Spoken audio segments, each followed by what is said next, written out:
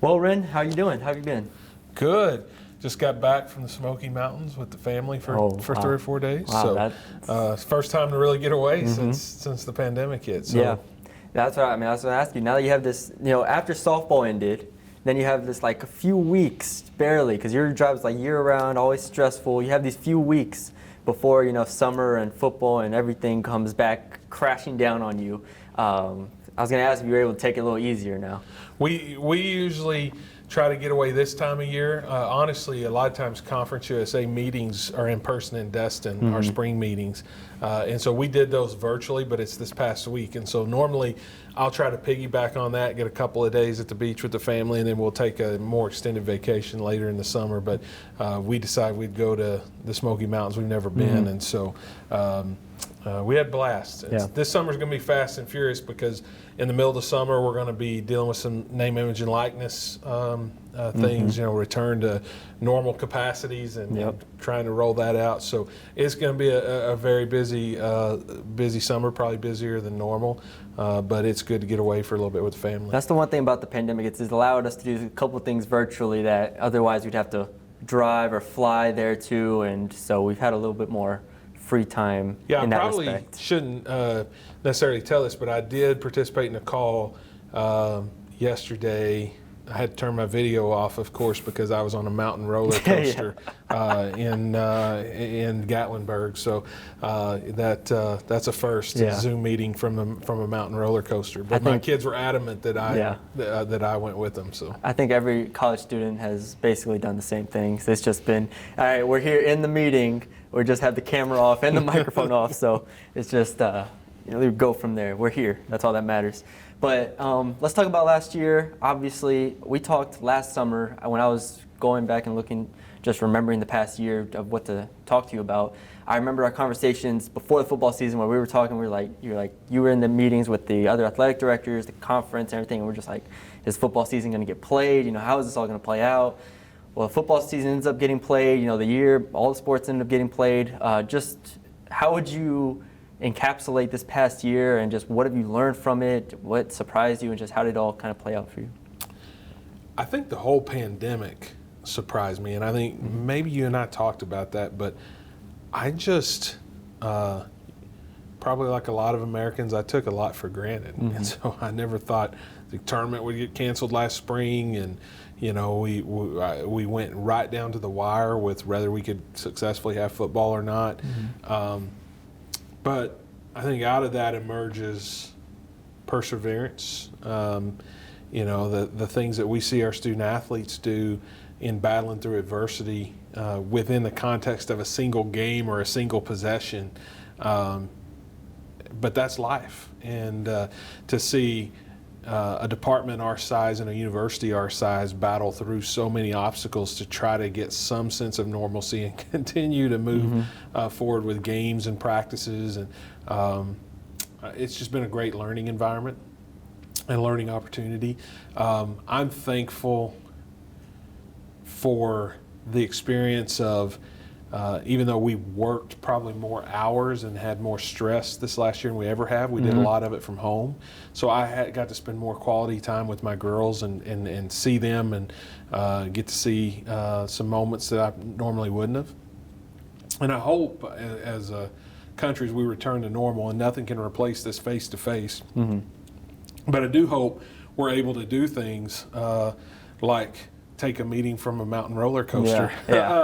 With your 6-year-old, just so that I hope we learn you don't have to be a successful professional. You don't have to do that at the expense of quality time with your friends and family. And I think that's been a great learning experience. I know for me personally, and hopefully for a lot of people. For sure.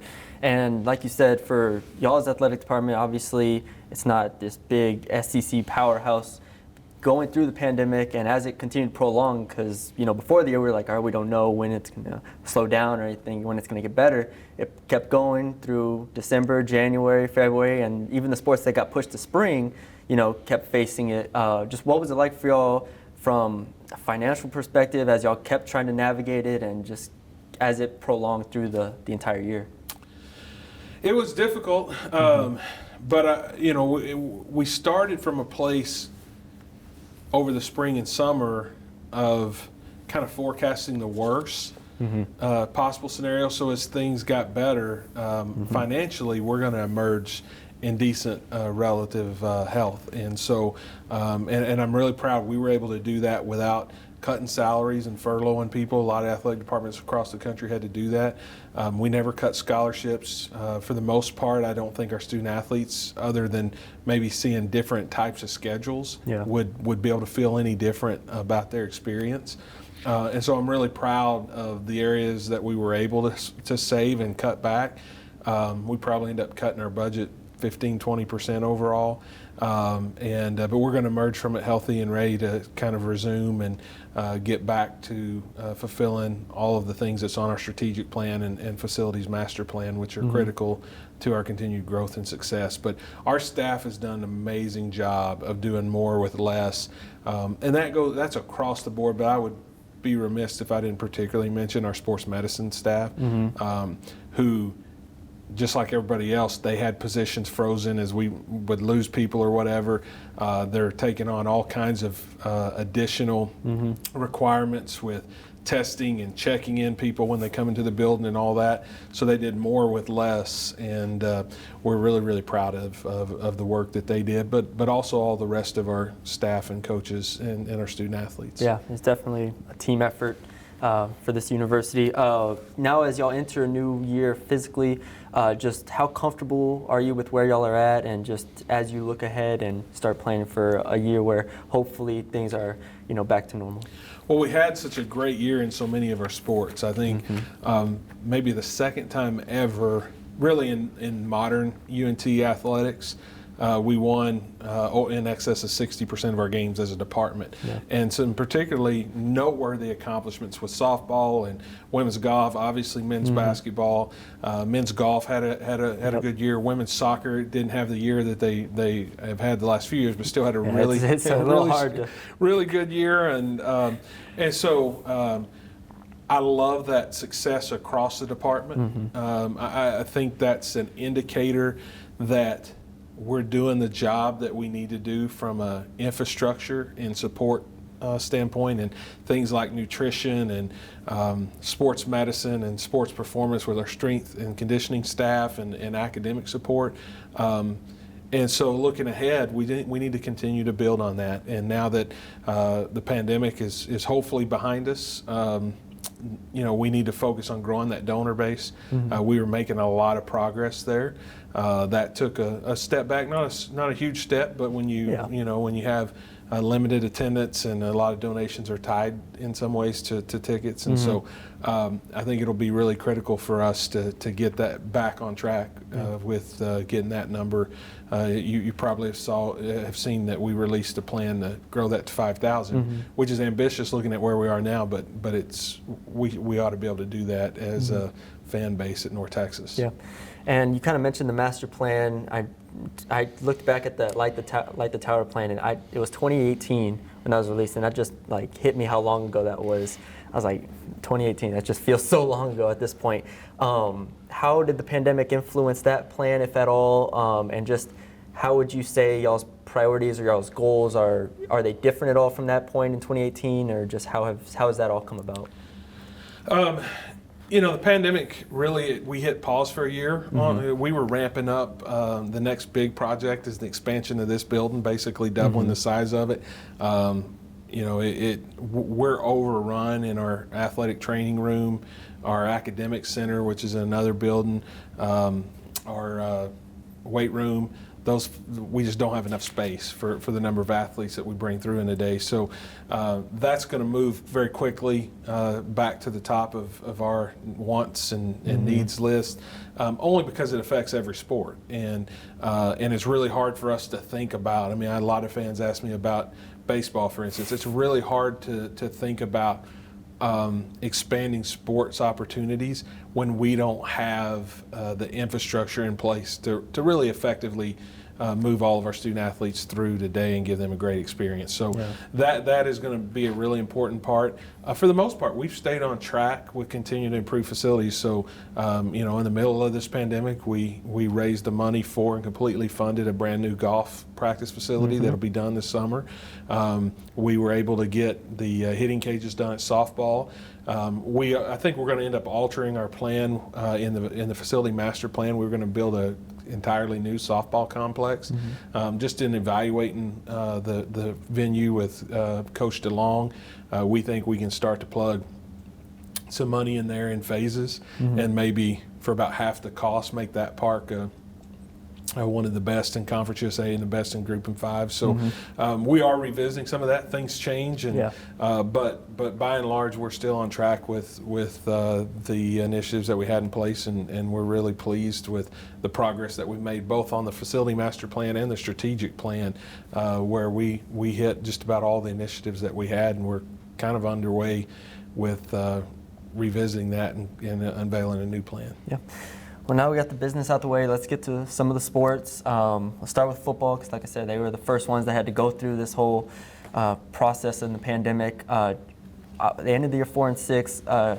Could you kind of tell that them being the first ones to go through it, like the guinea pigs, could you tell it kind of started to take a toll on them? I mean, this was a team that I remember talking to the coaching staff, like, we didn't have enough players at practice. It was just always something with that team with the pandemic. Could you kind of just tell it kind of wore on them? Yeah, I mean, they were, football nationally was the only sport to really play in the fall.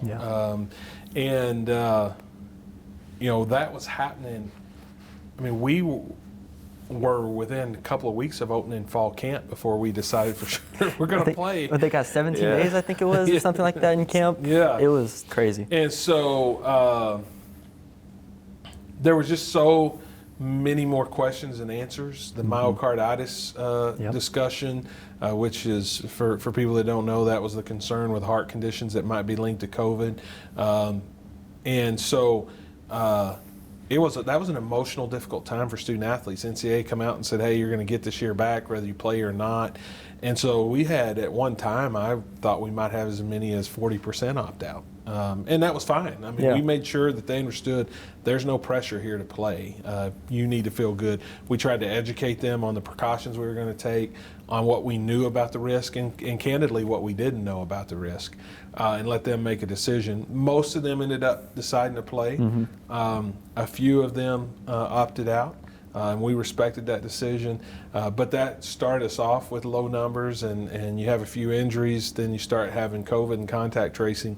For much of the year, we were a shell of ourselves. Then you just look at the emotional toll that it takes, because we had people, you're testing 3 times a week. The last one is less than 24 hours, had to occur less than 24 hours before the game, and so you're talking about people who are being jerked in, out, contact traced, and just that's difficult. And so, not to make excuses, Coach Luttrell will be the first one to tell you, 4-8 is not good enough. I mean, that we're with the advantages we have, what we're putting into the program, the expectations that were set in part from Coach and his staff by winning back 9 wins back to back, but.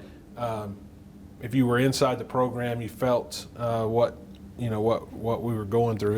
It was hard, and there's parts that fans didn't even know. We had games that day of the game, we're rushing people to get a second test, a confirmatory test, to try and figure out if we're going to play a game or not. And like, either we're already on the road or a team's already here, and we're supposed to kick off in 5 hours. And those are things that we don't share with the media or fans because it's one, it's some student athlete health and safety information, but also just that was life. And so we're literally, concession people are waiting for the good green light to start cooking the hot dogs. It was a crazy year, but overall our football student athletes did a really good job of embracing the protocols, embracing a different experience, and then we were able to use that, and as we brought the rest of our student athletes back, have a safe experience overall. Yeah, to still get 10 games played last year, I mean, amongst all of the craziness with the UTEP situation. That's everything. But that was still admirable from my perspective to be able to get those in. Yeah, and to get all of our home games in. Yes. You know, I mean, that was great, and we actually, because UTEP ended up coming here, we kind of were able to give people a bonus game, and so we were really blessed from that regard. And I'm proud of our student athletes, and you know, even though it wasn't under normal circumstances, to advance to a bowl game, and those are all positive things for the program, and I think they can build off of those experiences with the new coaches that we brought in, and that will help us as we transition to another year.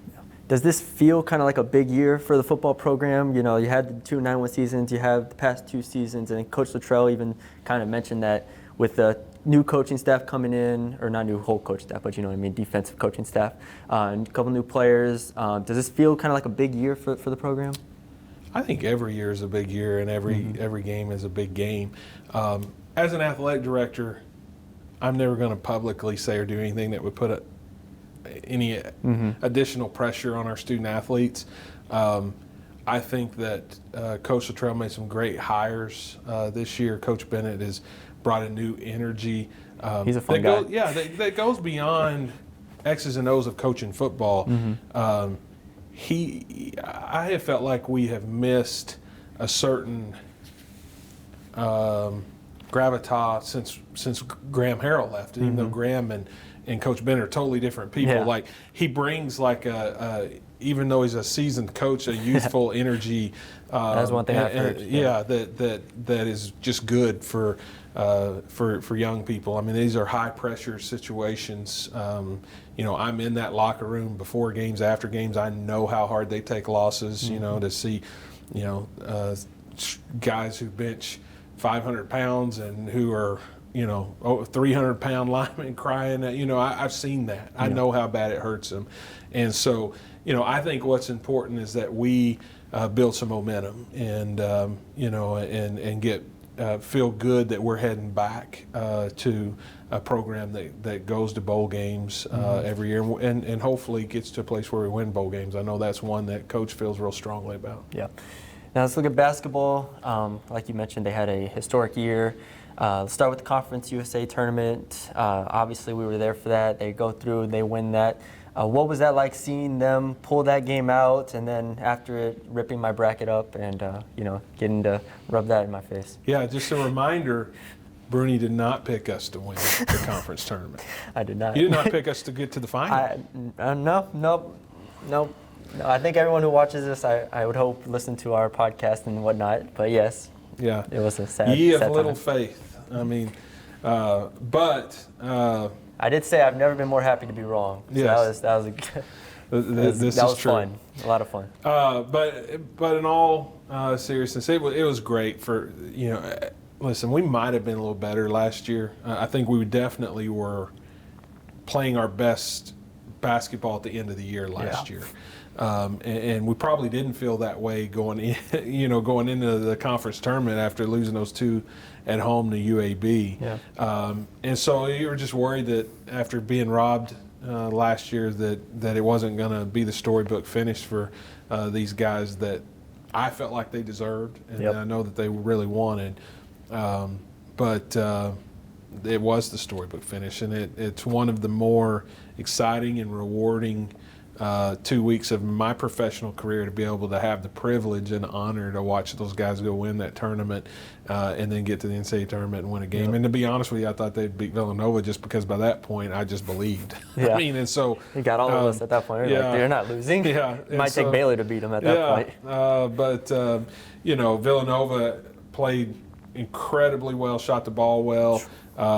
You know, and it was one of those nights where I think they probably played one of their best games. Mm-hmm. We didn't play bad, but we didn't play one of our best games, and it just it wasn't in our favor. But what they did for the program, that group of young men, for the program, for the university, for the athletic department, and really for the Denton community, you know, they'll always have a special place in my heart, and I'm sure in the hearts of lots of Mean Green fans. That Western Kentucky game, and it's down 7 with 3 minutes left. I I was not sure. I was so nervous. I was like, there's no way.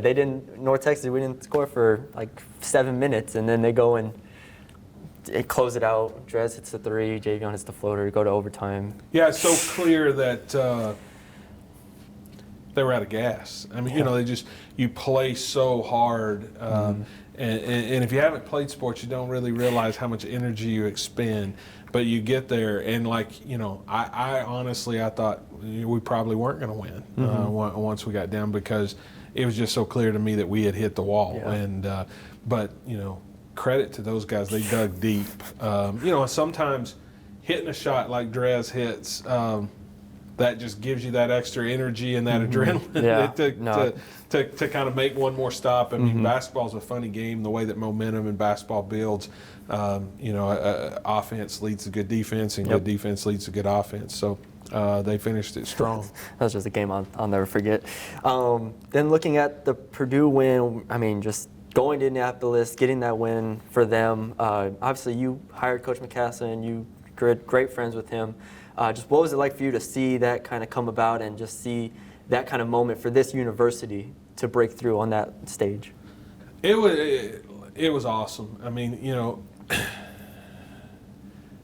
when people look back, it's easy to feel like it was a steady incline to the top of a mountain, but it was not. Those first couple of years, there were highs and lows, and some of the highs were really high, like winning the CBI, but some of the lows were really low, like the year we had the best start ever, and I think we ended up finishing maybe 8th or 9th in the conference that year. And so, and I remember meeting with them at the end of that season, and Ryan Woolridge, who was a great player, was going to transfer to Gonzaga,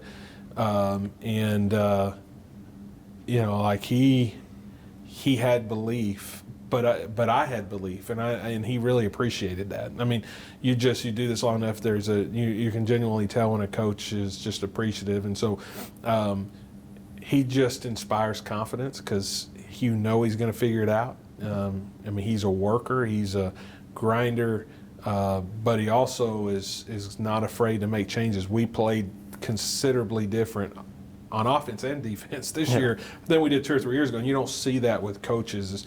A lot of times they get kind of stuck in the way that they like to do things. And so Coach McCaslin, his staff, and he's been able to keep that staff intact for the most part. Really, Coach Brower replacing Coach Miller is really the only change of his on-the-floor assistants. And so those guys have done a great job. Very, very proud of them and proud of what they built. Yeah. I mean, you have Coach Luttrell, Coach McCaslin, Coach Mitchell, Coach DeLong, Coach Hedlund. You have all these coaches that have had success for a sustained amount of time and have not only stayed here, but have stayed here after having really good seasons. What has been the key to I don't want to say keeping them here, but keeping them intact and just really keeping things rolling here?